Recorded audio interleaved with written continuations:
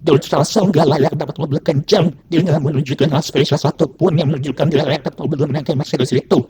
Ah, masa? Kalau kalian nonton dia pas doi udah di Mercy, mau itu 2022 sampai 2025, ya sebenarnya wajar aja kalian ngomong gitu. Cuman kalau kalian udah ngikutin dia dari zaman pubernya, yaitu pas dia di Williams, khususnya 2021, lo mungkin bakal narik kata-kata lo tadi. Nah, sudah saatnya gue bahas kembali Jalanan Tidak Akan Lupa, dan hari ini gue mau bahas George Russell di 2021. Musim terakhirnya bersama Williams dan menjadi musim dia akhirnya dipercaya oleh Toto Wolff untuk seat Mercy itu. Jadi skuy, kita ngopi dan kita bahas soal ini.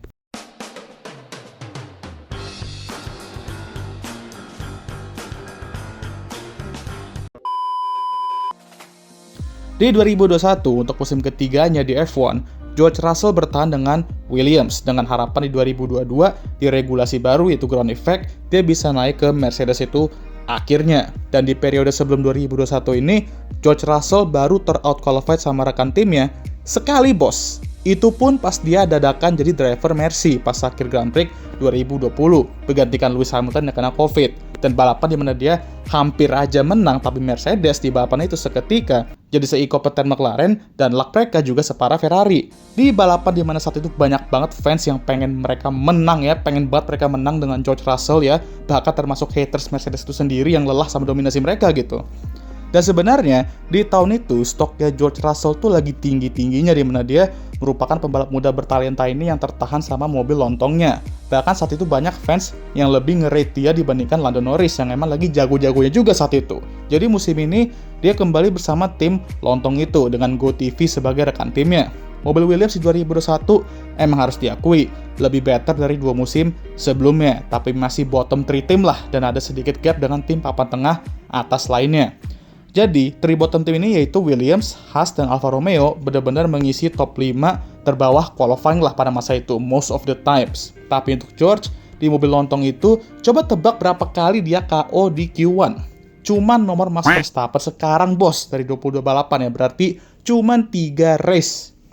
Gile nggak tuh? Dan dari 22 balapan, 4 kali tembus Q3 yang dimana itu tetap gacor lah di mobil ke-8 terkencang. Sesuai teori Rusty 2022, pembalap yang hebat adalah pembalap yang bisa mengekstrak seluruh kemampuan mobil mereka, dan gak hanya mengekstrak kemampuan mobil, tapi kalau bisa sampai DNA-nya mobil itu pun lu ekstrak, terus DNA itu di-push semua dan diekstrak lagi ke track gitu. Jadi itulah yang dilakukan sama George Russell di musim 2021 ini dengan mobil Williams itu. Jangan heran kenapa dia dulu itu disebut sebagai Mr. Saturday, karena one lap pace dia emang seedan itu. Sayang aja, tiap kali di race, saking besar talenta dia sampai susah nge-carry talenta segede itu mobilnya di tiap race. Ya jokesnya sih kayak gitu ya, tapi emang mobil Williams di race emang kurang sih di era itu, khususnya di 2021 juga. Dan George sendiri juga secara race pace emang harus diakui, belum segacor one lap pace-nya. Bahkan menuju 2021 aja, dia sama sekali belum cetak poin sama Williams. Baru Mercy aja sekali dan itu pun sebenarnya menang bisa kalau bukan karena lucuan-lucuan Mercy saat itu ya. Masih nggak terima banget gue sama momen itu asli. Tapi gue akan sebutin beberapa momen luar biasa dia di beberapa race tahun ini. Di Imola, di mana kondisi hujan juga, dia sedang bergelut dengan Valtteri Bottas di Mercedesnya untuk posisi ke-9, di mana poin dong berarti kan.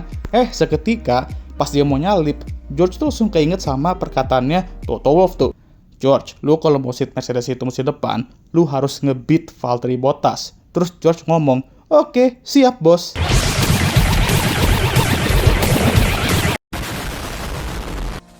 Lil gak gitu juga maksud nge-beatnya, ngalahin, bukan nonjok gitu kan.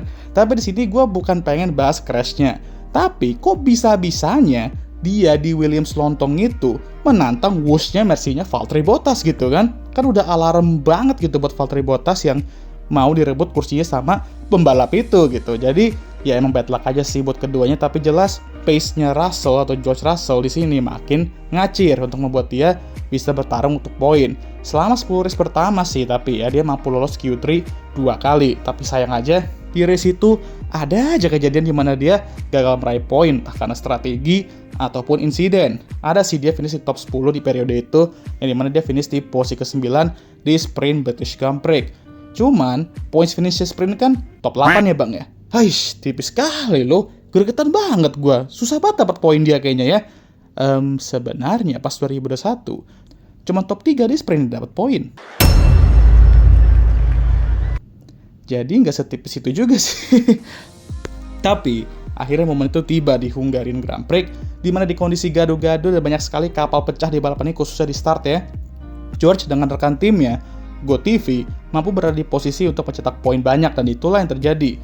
George finish di posisi ke-8 di belakang GoTV di posisi ke-7 dan akhirnya meraih poin pertamanya bersama Williams. Langsung nangis wah dia setelah bertahun-tahun nunggu momen ini tiba dan akhirnya tercapai juga. Dan Go kampret ini bisa-bisa yang malah ketawa gitu ya. Tapi harus gue akuin ini momen lucu sih. Tapi di next race-nya, qualifying hujan deras ya kan di Spa, salah satu track paling berbahaya di kondisi seperti ini. Datanglah anomali satu ini di Williams lontongnya. Gak hanya tembus Q3, tapi dapat front row start juga di posisi kedua. Dan cuy malah nyaris pole ya. Bayangin aja kalau di race besok dia dapat podium ya kan. Dan ya hujan malah deras sayangnya, tapi entahlah yang bagus atau enggak untuk George. Karena saking deras ya hujan itu, cuman buka bazar sama parade doang di balapan. Selama 3 jam lagi ya. Alhasil ya hasil balapan ditentukan dari starting grid dan George Russell yang start dari posisi kedua meraih posisi kedua. Alhasil meraih podium pertamanya di F1 dan podium pertama Williams sejak Lance Stroll di 2017 Baku. Ya walaupun situasinya kayak gitu, a podium is still a podium. Malah gue yakin sebenarnya kalau race-nya berjalan dia bakal mundur kabeh juga ya. Tapi well kita terima hasil ini. George kembali meraih poin di Monza yang merupakan salah satu race edan juga dengan banyak sekali drama. Dan di Rusia, dia kembali raih poin di posisi ke-10. Cuma di sini sangat disayangkan banget soalnya dia qualify di posisi ketiga di balapan itu. Ya, kalian nggak salah dengar. Cuma karena strategi yang salah dan emang race pace Williams yang lontong itu membuatnya harus puas di posisi ke-10. Setelah itu, ya dia tetap kencang di one lap pace, tapi race pace-nya juga masih menjadi isu. Dia mengakhiri musim 2021 berada di best of the rest, bottom 3, membantai GoTV di head-to-head, dan achievement-nya ialah seat Mercedes itu untuk 2022 yang sudah dia tunggu-tunggu dari entahlah kapan ya. Dari musim ini aja, dia sudah menunjukkan betapa layaknya dia mendapatkan mobil kenceng. Bahkan, dominan pun dia sangat amat layak. Coba aja lu bayangin, seorang pembalap muda gitu kan, dengan mobil lontong kayak Williams di 2021, bisa-bisa ya cuman gagal lolos Q2 3 kali dan 22 balapan, minimal tembus Q2, dan itu pun nggak yang di bawah top 15 juga, 2 kali qualified di front row, meraih podium juga lagi, walaupun cuman bazar sama parade doang. Kayak, put some respect on his name lah gitu. Dan kenapa semenjak dia pindah ke Mercy, malah jadi kayak biasa aja gitu, sampai orang pun sedikit underrate dia gitu. Ya pertama, mobilnya tuh di era ground effect mediocre banget Mercy ya.